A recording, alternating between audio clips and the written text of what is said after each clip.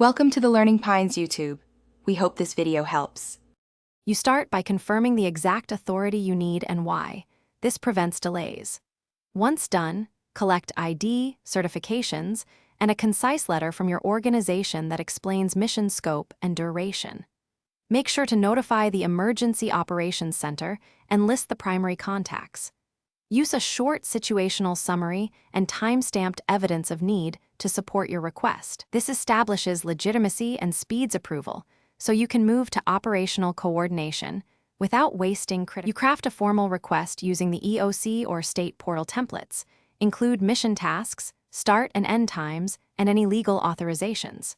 Once submitted, escalate by phone to the EOC liaison and copy local elected officials to create a paper trail. Make sure to attach scanned credentials and the organization authorization letter. Use clear, concise language so decision-makers can approve quickly. When you get a provisional approval, confirm scope and limits before executing any actions on the ground.